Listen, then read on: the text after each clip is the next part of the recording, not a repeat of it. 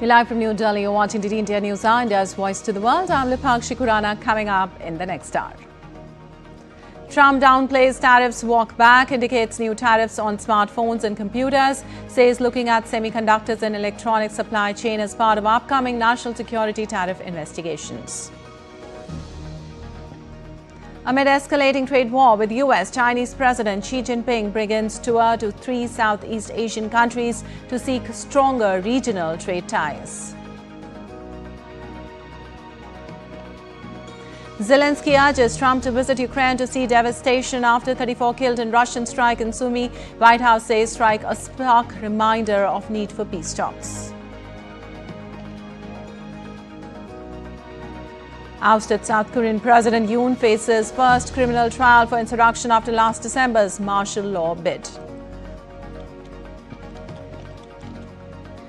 And India joins elite group of global powers after successfully test-firing laser-directed energy weapon that can shoot down drone by laser beam.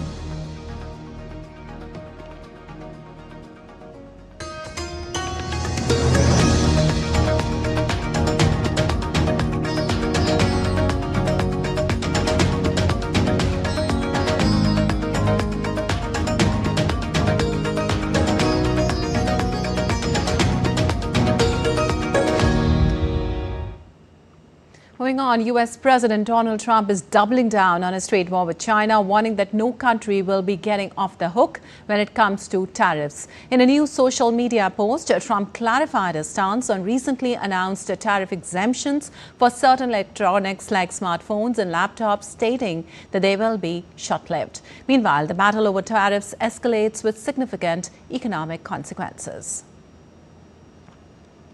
In a fiery message on Truth Social, Trump retaliated that the exemptions, which were seen as a break for tech giants like Apple and Dell, will be temporary. He added that the US is focusing on a national security trade investigation into key industries like semiconductors and electronics.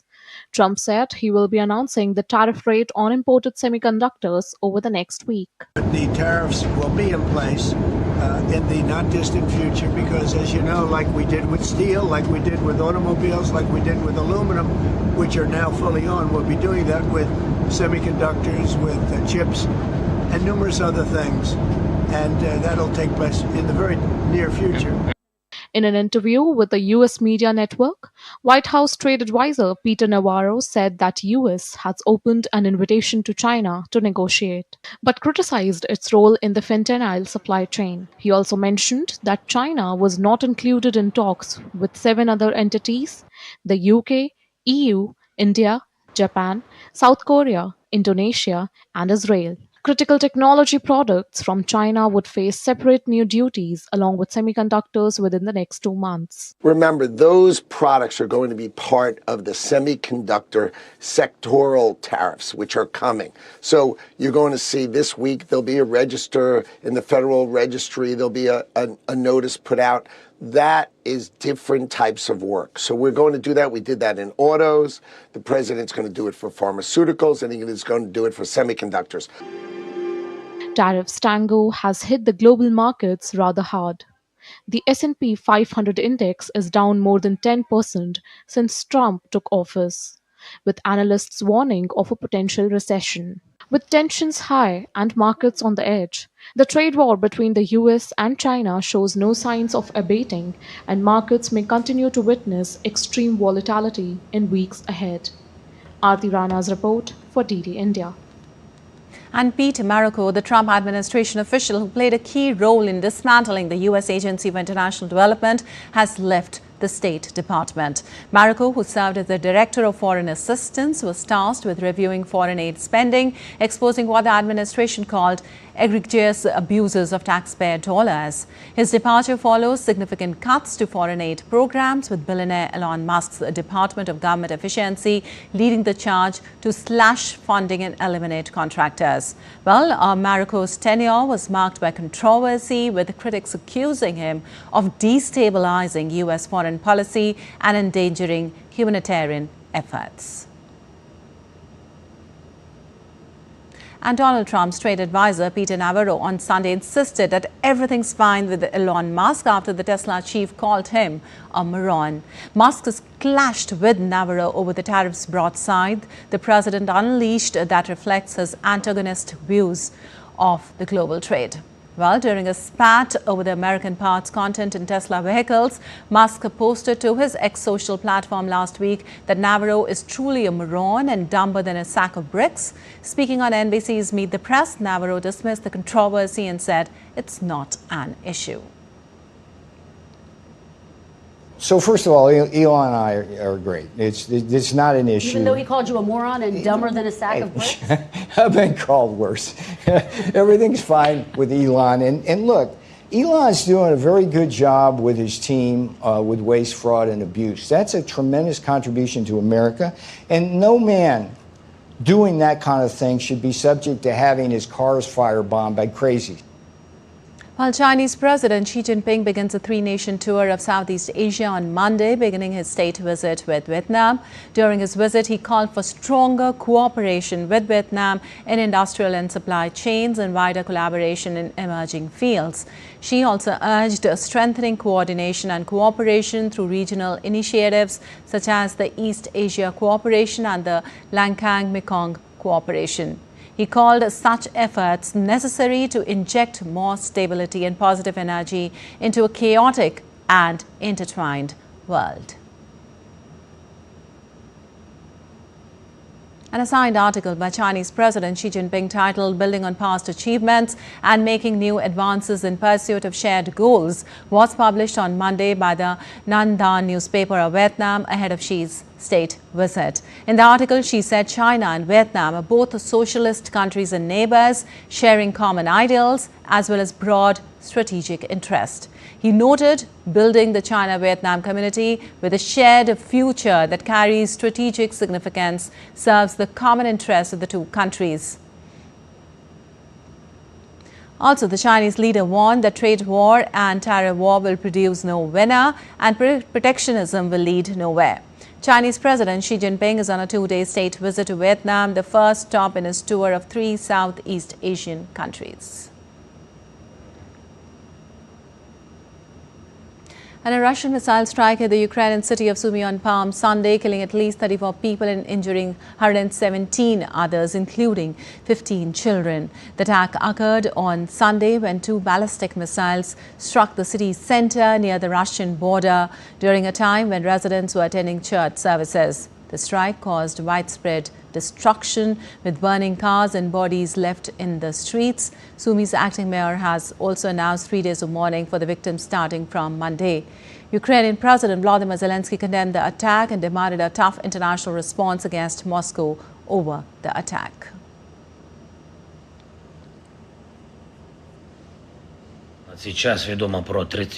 Wars end only when criminal wars are not forgotten and when there is a pressure on the aggressor. This is not happening now. Last Friday, 1 month has passed since Russia rejected the American proposal of a full, unconditional ceasefire. They feel no fear, and that's why there are missiles. That's why there are 100 combat drones each night, most of them Shaheeds. Meanwhile, criticizing the strike, U.S. National Security Council spokesman Brian Hughes said that the attack is a stark reminder of need for peace talks.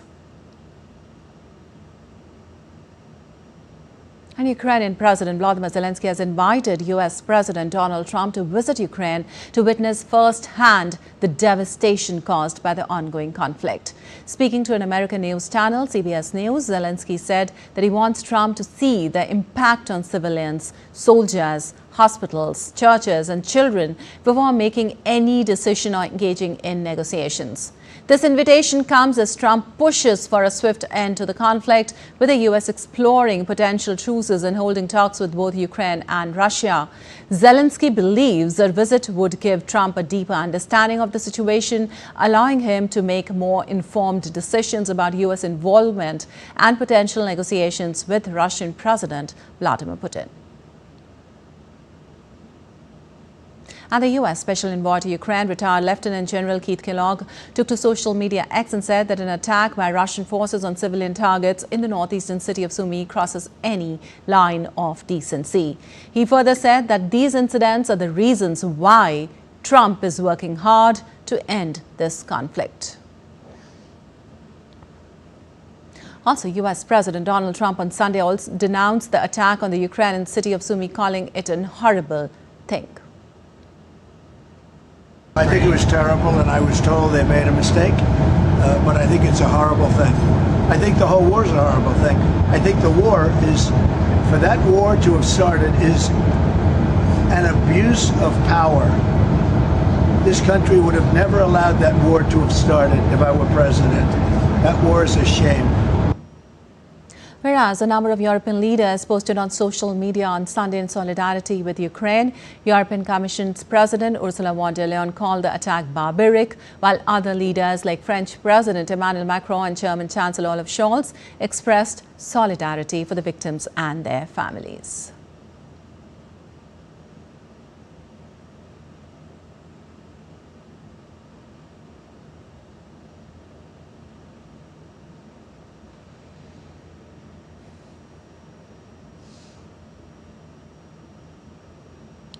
And the United States has deported 10 individuals alleged to be gang members to El Salvador ahead of President Nayib Bukele's visit to the White House on Monday.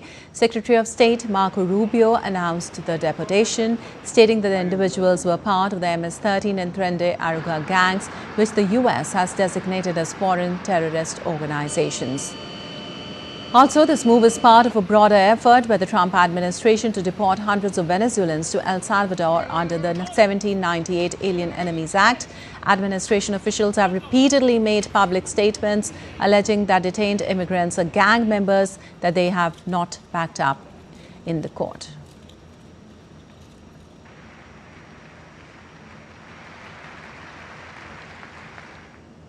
And a 38-year-old man has been arrested and is due to be charged following an alleged arson attack on the official residence of Pennsylvania Governor Josh Shapiro, authorities have said. Well, Balmer faces charges of murder, terrorism, attempted arson and aggravated assault. He allegedly hopped over a fence, forcibly entered the home and set it on fire using a homemade incendiary device. Governor Shapiro expressed gratitude to law enforcement and first responders for keeping his family safe. He said he had spoken with FBI Director Kash Patel, who he said offered the Bureau's resources in investigating the suspected arson attack. We do know that this attack was targeted. We don't know the person's specific motive yet, but we do know a few truths. First, this type of violence is not okay.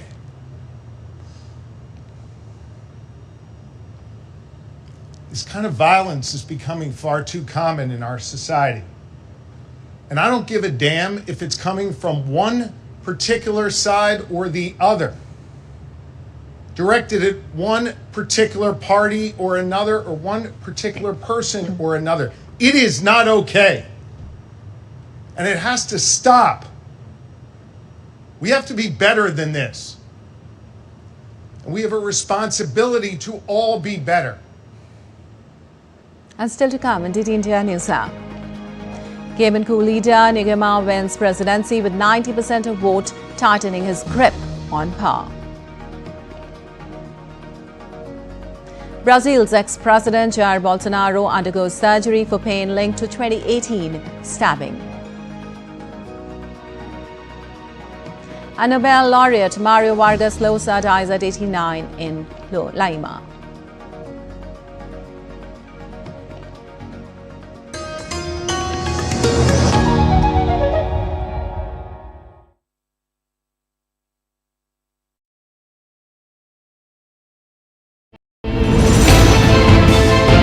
Geopolitics and trade deals. Economic challenges amid development. Hard work and the path to prosperity. It's the economy always. Between walkers, money is what money does and says, supply creates its own demand, between the bulls pulls and bears tears. When supply chains globalization and India rises to the podium. We'll get you centered with the economic brief at 8 p.m. every Thursday on DD India.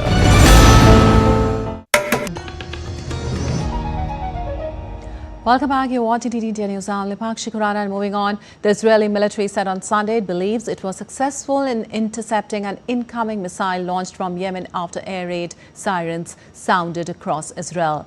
Yemen's Iranian-backed Houthi movement claimed responsibility, saying in a statement that it had fired 2 ballistic missiles towards a military base in the Israeli port near Tel Aviv.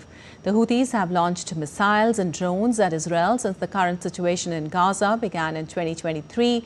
The Houthis had paused their attacks during a ceasefire between Israel and Hamas in Gaza that began in January. Israel broke the ceasefire in March, resuming its campaign in Gaza.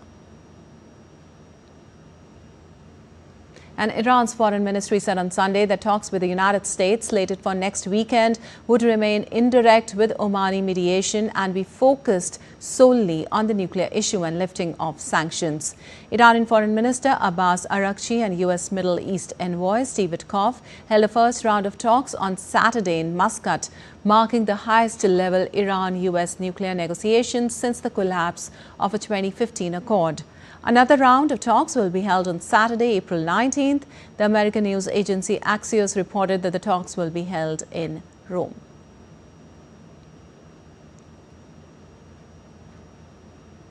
And Saturday's negotiations came weeks after Trump sent a letter to Iran's Supreme Leader Ayatollah Ali Khamenei urging nuclear talks while warning of possible military action if Iran refuses.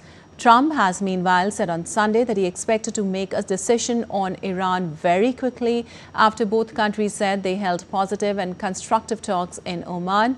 Trump told reporters aboard Air Force One that he met with advisors on Iran and expected a quick decision. And the criminal trial of South Korea's ousted leader Yoon began on Monday over charges that he led an insurrection when he declared martial law late on last year and plunged the country into months of turmoil. Yoon sought to impose military rule in the country when he ordered the suspension of political activity and the censorship of media on December 3rd. The decree lasted just 6 hours as it was voted down by opposition MPs. He was removed by the Constitutional Court from office early this month for violating constitutional powers with actions that were labelled a serious challenge to democracy. Well, the Constitutional Court said his martial law declaration on December shocked South Koreans and created chaos in all areas of society, the economy and foreign policy. If convicted, Yoon could face life imprisonment or even the death penalty.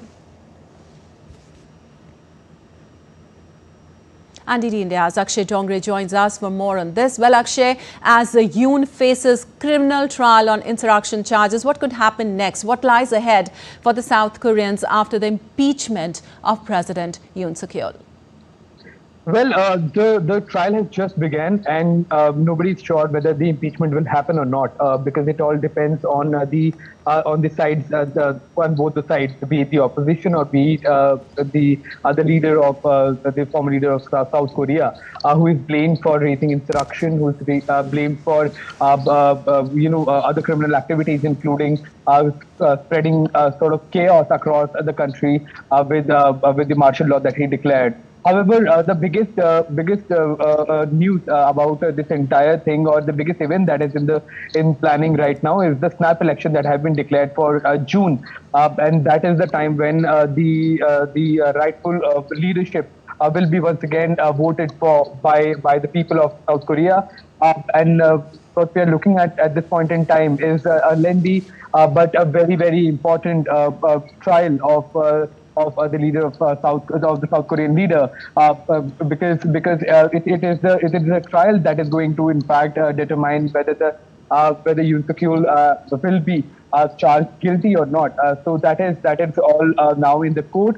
However, the public perception is in fact swinging both ways. There are certain supporters of the president who the former president was saying that yes, there were legislature after legislature that were being cancelled by the opposition, and that is why Yoon has called the previous period before he implemented the martial law as the dictatorship of legislature by the opposition, whereas the opposition is obviously claiming that the implementation of martial law was a step in the direction of dictatorship. So both of the sides are blaming each other of dictatorship.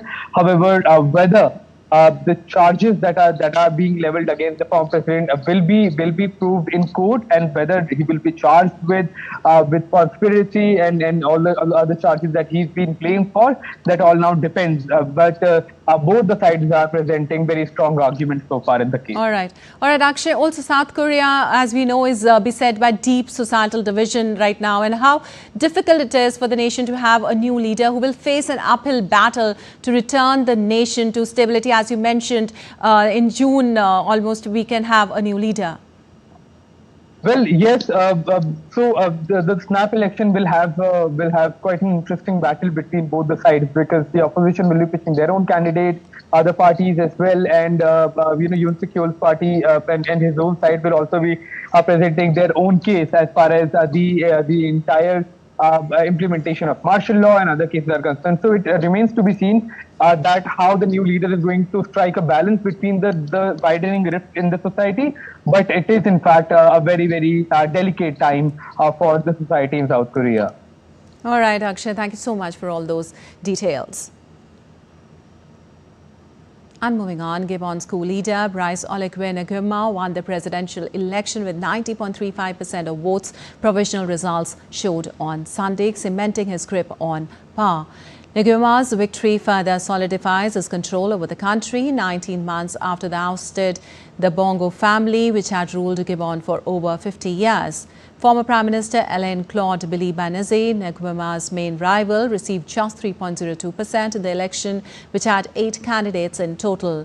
Nnezé had served under former President Ali Bongo, who was deposed in the coup. And Australia's ruling centre-left Labour Party could retain power within a slim majority after a national election on May 3rd. A widely watched poll said on Monday, marking a reversal of sentiment from February when voters wanted it out of office. Also, the election could also deliver a hung parliament, with Labour likely forming a minority government, the poll said. Labour is ahead of the opposition 52-48 on a two-party preferred basis under Australia's preferential voting system, where votes from minor parties are redistributed until a winner is elected. Albanese's approval rating has lifted to -4, aligning with an improvement in Labour's rise in support from -20 in February, his worst as Prime Minister. He has also extended his lead as a preferred leader, while opposition leader Peter Dutton's approval fell to among the worst of his term. And Singapore's ruling People's Action Party is likely to include members of the Indian community in the upcoming general election. Acknowledging the ethnic group's outsized contributions to the country in many areas, Prime Minister Lawrence Wong said that the community might be small, but not their impact on the country. In the 2020 general election, the PAP did not field any Indian candidates among its slate of 27 new faces, which had then sparked questions about the ethnic group's representation in Parliament. And a small plane crash in upstate New York resulted in the death of 6 people. The Mitsubishi MU-2B aircraft crashed in a muddy field in Copiague near the Massachusetts state line while en route to Columbia County Airport. The National Transportation Safety Board confirmed the fatalities, contrary to initial reports of no hospitalizations. An NTSB representative stated that recovered video footage showed the plane was intact before impact and crashed at a high rate of descent. The question was again about the number of people or fatalities. I can tell you that we have verified there were 6 people on board. I can say that all 6 were removed from the scene. We have no one hospitalized at this time. We have recovered and obtained at this point a video of the actual crash in the final seconds. The video, as we've seen just in the last hour, we were able to retain a higher quality version, appears to show that the aircraft was intact and crashed at a high rate of descent into the ground.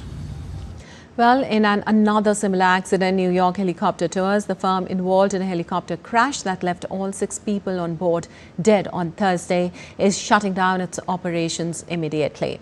The aircraft, whose passengers included a senior executive of Siemens, his wife and 3 children, had its last major inspection done on March 1st and had completed 7 tour flights before the crash, according to federal investigators.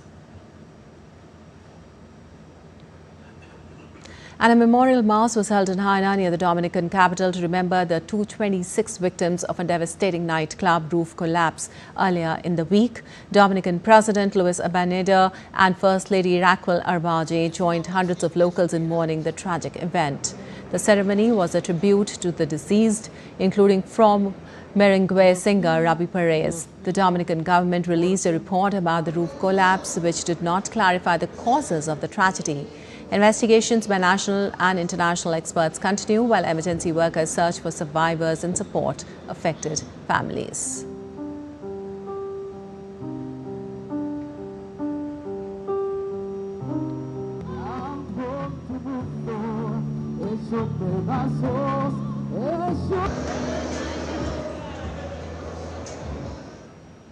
And SpaceX's Starlink satellite system is now available in Somalia. Starlink owner Elon Musk, in a social media post, informed about the development on Sunday. Somalia's telecommunication ministry official also confirmed that the company has been given a license to operate in the country. He hoped that Starlink will increase the quality of the existing internet in the African nation and will make the internet service reach more remote areas.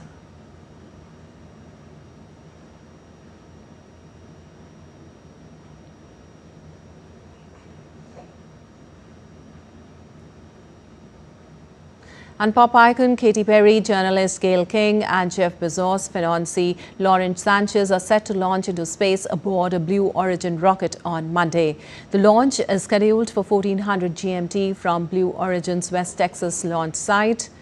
The mission consists of the first all-female flight crew in more than 6 decades.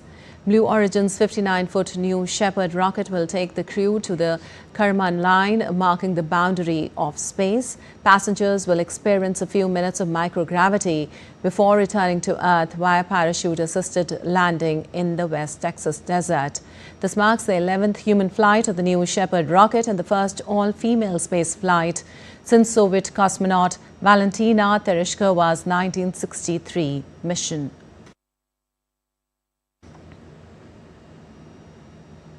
And the world's largest peace conference, the Global Justice, Love and Peace Summit, has concluded in Dubai with a landmark declaration, a love letter to humanity, a peace charter crafted by 12 esteemed Nobel Peace Laureates. This charter emphasizes that true peace can only thrive through fairness, open dialogue, justice, love and freedom. The charter will be formally presented to the United Nations, urging global citizens to uphold principles promoting harmony, progress and human dignity. By affirming that peace is more than just the absence of conflict, the charter calls for active presence of justice, love and equality. And now let's take a look at other stories making news around the world. Brazil's ex-president Jair Bolsonaro undergoes intestinal surgery in Brasilia on Sunday after he was hospitalized for unbearable pain linked to a 2018 stabbing attack. The former army captain was stabbed in 2018 while wading through a crowd of supporters by a man later found to be mentally ill. The stabbing has taken a lasting toll, however, leading to repeated hospitalizations and surgeries. Nobel Prize-winning Peruvian writer and politician Mario Vargas Llosa died on Sunday in the country's capital, Lima, at the age of 89. He became famous for his novel The City and the Dogs and The Green House. In 2010, Mario Vargas Llosa was awarded the Nobel Prize in Literature.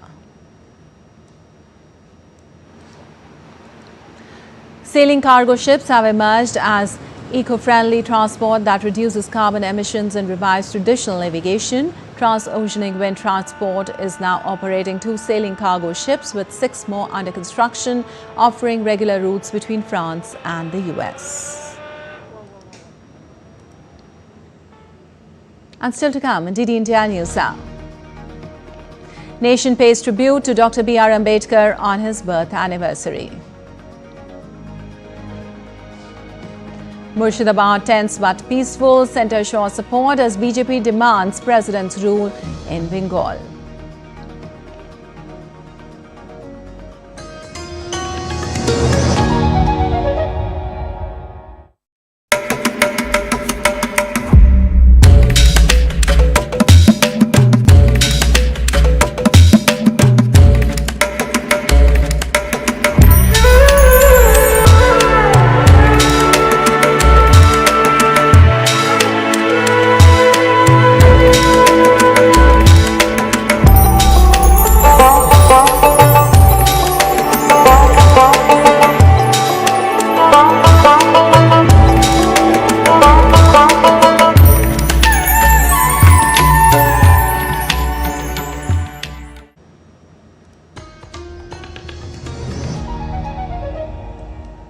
Welcome back. You're watching DD India News. I'm Lipakshi Khurana, and time now for a quick recap of the headlines.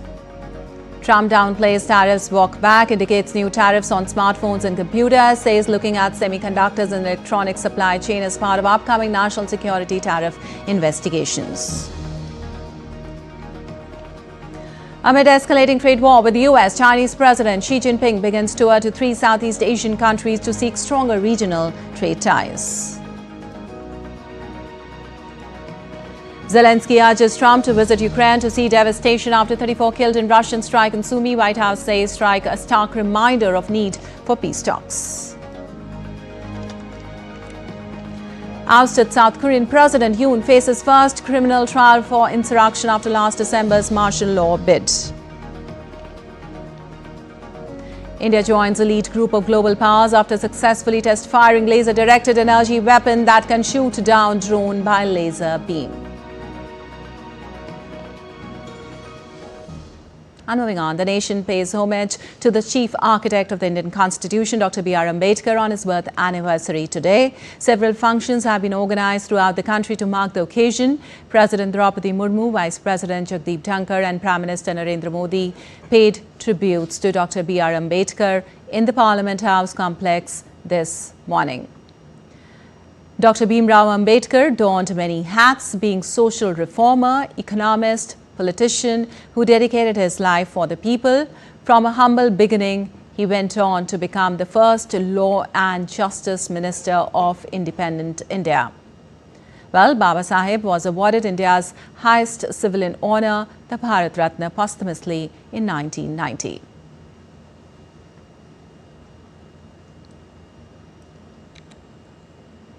Well, tributes were also paid to Dr. Ambedkar at the Central Hall of the Indian Parliament. Leaders and members of the Parliament of both houses paid homage to the architect of the Indian Constitution and remembered his struggle for economic and social rights of women and deprived classes.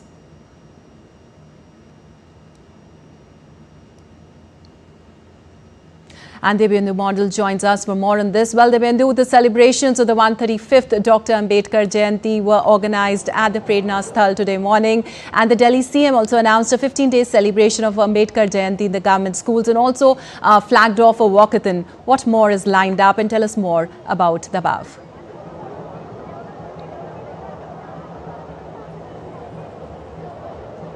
Well, Lipakshi, that's right. We saw the Prime Minister, the President of India, as well as leader of opposition in the Parliament did come at the Prerna Sthal here in the Parliament complex to pay their tributes to Dr. B.R. Ambedkar, who has also been known as the architect of the Indian Constitution and also the father of the Indian Constitution. Remember, he was the chairman of the Constituent Assembly when the Constitution was being written. So, of course, his contribution towards the Indian Constitution remains immense, and therefore his life in the politics of India and his contribution towards the society as a social reformer and also as somebody who fought in the Constituent Assembly for a just and equal political sphere for everyone of the society is something that is commendable and is also something that is revered and remembered on every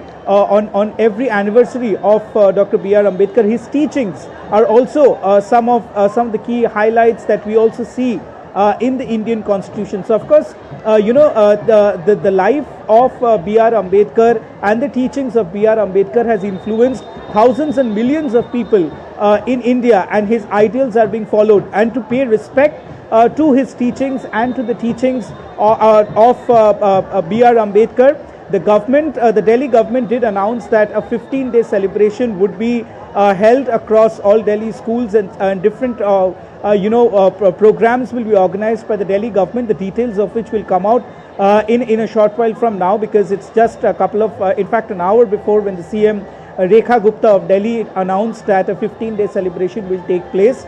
But given the fact that, his life is such magnificent that the teachings of B.R. Ambedkar is celebrated by almost all the Indians across the country, almost every day. So of course we live with the ideals and the teachings of B.R. Ambedkar, who has fought for an equal and a just society in India. Dipakshi. All right. Thank you so much, Devyendu, for all those details. And India pays homage to the chief architect of the Constitution, Dr. B.R. Ambedkar, on his birth anniversary today. Dr. Ambedkar donned many hats, being social reformer, economist, politician who dedicated his life for the people. Baba Sahib was awarded India's highest civilian honour, the Bharat Ratna, posthumously in 1990. Today we commemorate Ambedkar Jayanti, honouring the legacy of Dr. Bhimrao Ambedkar, a pivotal figure in India's history and the principal architect of the Indian Constitution. Born on April 14, 1891, in Mahu, Madhya Pradesh, Ambedkar faced caste-based discrimination from an early age. Despite these challenges, he excelled academically. Ambedkar attended the government school in Mumbai and later pursued higher education at Columbia University in the United States, where he earned his PhD. His academic achievements laid the foundation for his future endeavors in law and social reform. Ambedkar's career was marked by his relentless fight against caste discrimination. He formed the Labour Party and served as the chairman of the Constitution Committee, playing a crucial role in drafting the Indian Constitution, which emphasized fundamental rights and minority protections. Ambedkar famously described Article 32 as the heart and soul of the Constitution, ensuring that citizens could seek justice in the Supreme Court. His vision extended beyond politics. He advocated for the elimination of untouchability and the caste system, believing that true progress could only be achieved through social justice. This laid the groundwork for a more equitable India, allowing citizens to pursue their dreams without the shackles of discrimination. In 1956, Ambedkar embraced Buddhism, symbolizing his rejection of the caste system and his commitment to equality and fraternity. Posthumously awarded the Bharat Ratna in 1990, Dr. Ambedkar's teachings on democracy and human rights continue to inspire millions today. Sujata Lochab for DD India. And in a landmark moment for global civil rights, New York City Mayor Eric Adams has proclaimed April 14th as Dr. Bhimrao Ambedkar Day, commemorating the birth anniversary of Dr. Ambedkar, India's chief architect of Constitution, visionary jurist, economist, and one of the most influential global human rights pioneers. Signed and sealed by the Office of the Mayor, the proclamation pays tribute to Dr. Ambedkar's lifelong crusade for democracy, dignity, women's rights, and justice for marginal communities. Well, Dr. Ambedkar's birth anniversary is now observed in over 100 countries by parliaments, UN missions, and academic institutions. His universal appeal as a symbol of justice was echoed by global leaders. And in line with his commitment to boost infrastructure and connectivity, Prime Minister Narendra Modi flagged off commercial flight from Hisar to Ayodhya and laid the foundation stone of the new terminal building of Hisar Airport.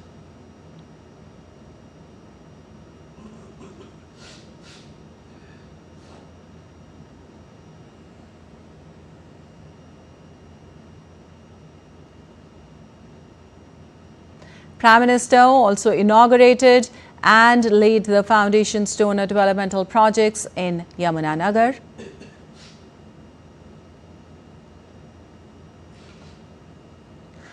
Also boosting power infrastructure in the region along with the vision of electricity reaching the last mile. Prime Minister will lay the foundation stone of a modern thermal power unit in Yamunanagar. This unit, spread across 233 acres, will significantly boost Haryana's energy self-sufficiency and provide uninterrupted power supply across the state.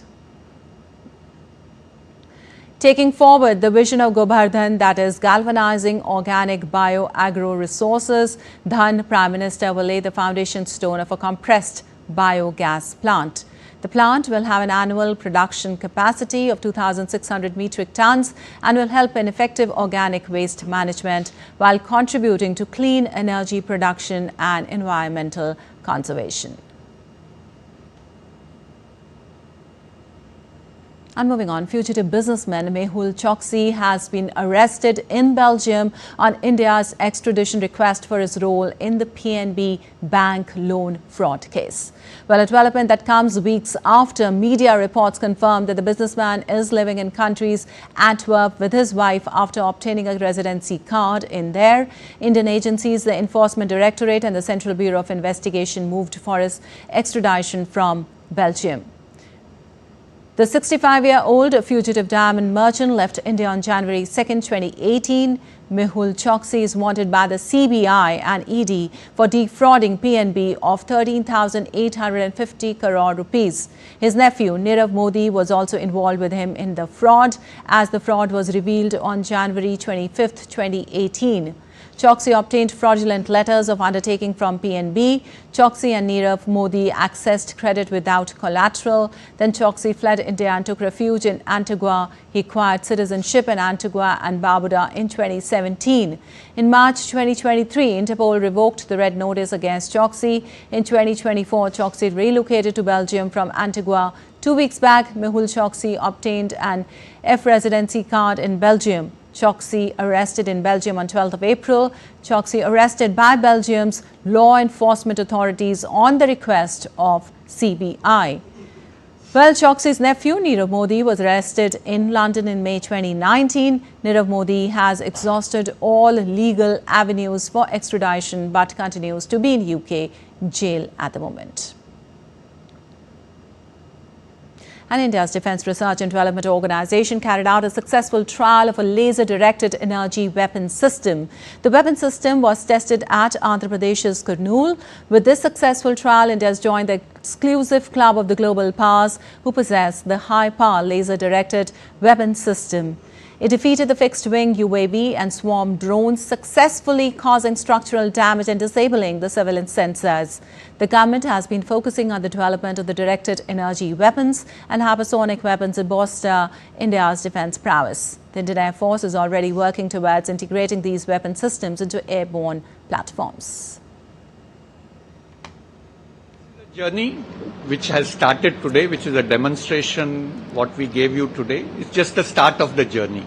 And with the synergy that this lab has achieved with other DRDO laboratories, industry and academia, I'm sure we'll reach our destination soon. It is the United States of America, Russia and China who have demonstrated this capability.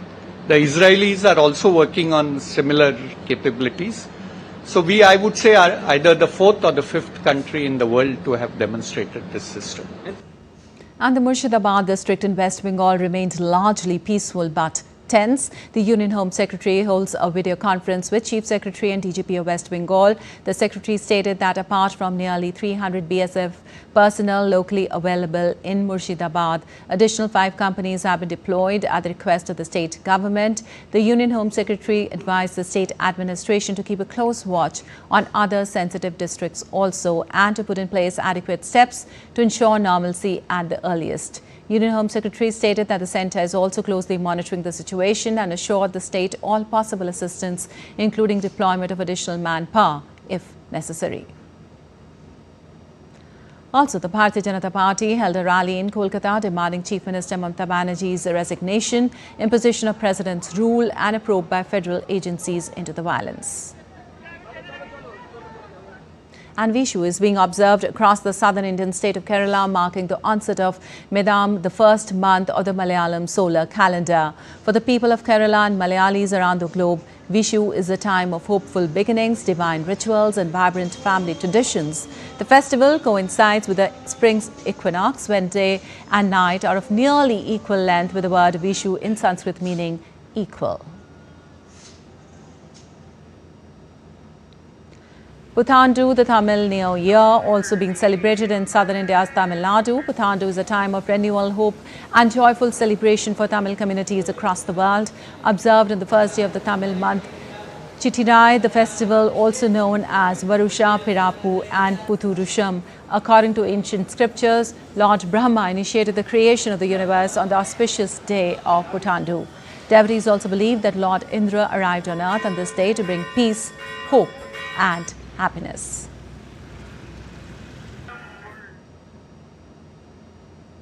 And also, Bangladesh is celebrating Pahela Baisakh, the Bengali New Year, with traditional enthusiasm. The day began with a performance by the cultural group Chayanot at Ramna Park in Dhaka, featuring classical songs, Rabindra Sangeet and poetry recitals. The celebration symbolizes the inclusive and joyful culture of the Bengali people, with people from all walks of life participating.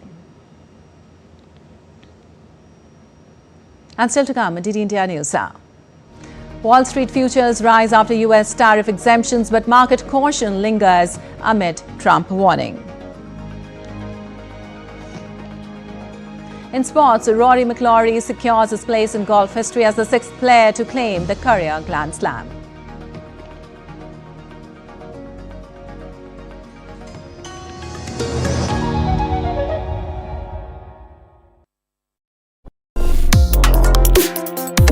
Complex issues, hidden agendas, twists and turns, strategic games.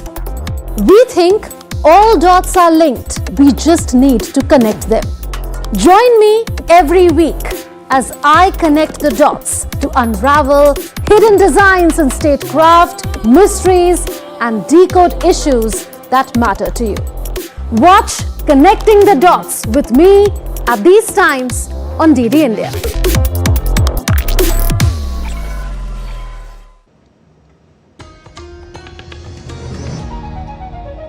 Well, welcome back. You're watching DD India News. I'm Lepakshi Kurana. On to some business news now. Wall Street share futures rallied in Asia on Monday after the White House exempted smartphones and computers from reciprocal US tariffs, though gains were limited, as President Donald Trump warned levies were still likely at the same point. After an initial jump, S&P 500 rallied 5.7% last week, but was still more than 5% below where it was before the reciprocal tariffs were first announced in early April. Early on Monday, there was scant sign of any recovery in bonds, with 10-year yields at 4.49%, having seen the largest weekly rise in borrowing cost in decades. Oil has had a much tougher time amid fears of a global economic slowdown and increased supply from OPEC, though it found some support from the risk of an end to Iran's exports. And shares in Asian tech companies rose on Monday after the wild gyrations witnessed last week. Markets got off to a relatively stable start following news on Friday after the US administration granted exclusions from steep tariffs on smartphones and another electronic imported largely from China. Japan's Nikkei shares average traded range higher early on Monday, gaining 2%. South Korean shares rose as well, led by chip and battery makers, with investors' focus remaining on US tariffs. In Taipei, the benchmark index was up by 2% in early trade. Chipmaker TSMC also went up nearly 1% as markets opened. Well, you're watching DD India News. Our time now for some sports news. A 42-member Indian shooting contingent led by two-time Olympic medalist Manu Bhaker will be in action at the ISSF World Cup in Lima, capital of Peru, from Monday. Bhaker will compete in the women 10-meter air pistol, 25-meter pistol and 10-meter air pistol mixed team events. The Indian squad is the second largest at the competition, only behind China, who have fielded 46 shooters. Around 400 athletes from 43 countries are expected to participate in the tournament, which includes rifle, pistol and shotgun events. The Indian shooters returned to the range after winning 8 medals at the opening leg of the ISSF World Cup in Argentina. And Karuna's 89 off 40 went in vain as Mumbai Indians registered a thrilling 12-run win over Delhi Capitals in Indian Premier League match at Arun Jaitley Stadium on Sunday. Chasing 206, Delhi were bundled out for 193, losing their last 3 wickets in run-out in just 1 over. Kuldeep Yadav was the pick of the bowlers for Delhi with figures of 2 for 23 in 4 overs. Earlier, Tilak Verma scored a gritty 50 as Mumbai posted 205 for 5 after getting an invitation to bat first. Meanwhile, Ryan Rickleton, Suryakumar Yadav and Naman Dheer also held Mumbai's scores. In the second innings, spin duo of Karan Sharma and Mitchell Santner brought Mumbai back in the game. Delhi batters poor running in the 19th over also held Mumbai as the Hardik Pandya-led side registered a narrow win. And India clinched a silver medal in the men's recurve team event at the Archery World Cup Stage 1 after losing 1-5 to China in the final on Sunday. The trio of Dheeraj Vamadevara, Tarundeep Rai and Atanu Das bagged India's 3rd medal of the season opening event. Earlier, India had secured a gold in the compound mixed team event and a bronze in compound men's team. Meanwhile, Abhishek Verma narrowly missed out on a podium, finishing 4th in the compound men's individual section. Dheeraj remains in contention in the men's recurve individual event slated later in the day. And in golf, Rory McIlroy defeated Justin Rose at the Masters on Sunday to become the 6th player and the first European to complete the career Grand Slam of golf's 4 majors. McIlroy squandered a 4-shot lead in the back 9 during regulation and wasted no time in the playoff. It marked a more Masters heartbreak for Justin Rose, who lost in a 2017 playoff to Sergio Garcia and has now finished runner-up 3 times at Augusta National. McIlroy was making his 11th attempt at completing the Grand Slam. The feat marked a crowning achievement in his career and delivered his first major title since August 2014.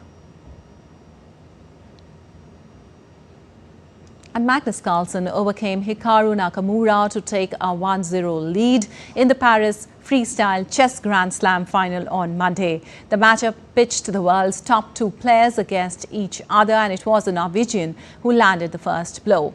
Carlsen sacrificed a pawn on move 4, and despite a spirited Nakamura effort, Carlsen went on to win the first game of the finals. He's now just a draw away from the title and the $200,000 prize money. The Paris tournament is the second stop off on the multi-million-dollar freestyle chess Grand Slam tour, offering $750,000 in total prize money, with $200,000 to be awarded to the eventual champion on Tuesday. And towards the end of the bulletin, before we go, let's take a look at Trang An Festival that features a unique blend of cultural and spiritual activities, most notably the traditional water procession from the Sao Ke River to Suoi Ten Temple. Take a look.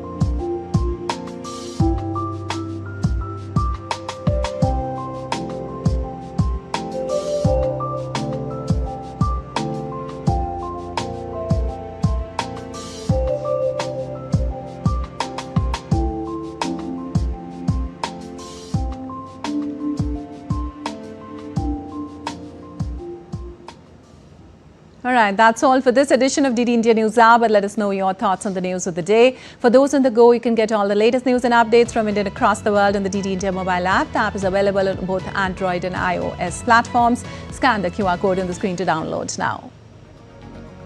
Well, we'll be back with more news as it breaks here on DD India. I'm Lipakshi Khurana from all of us here in Delhi. Thanks for watching DD India News Hour.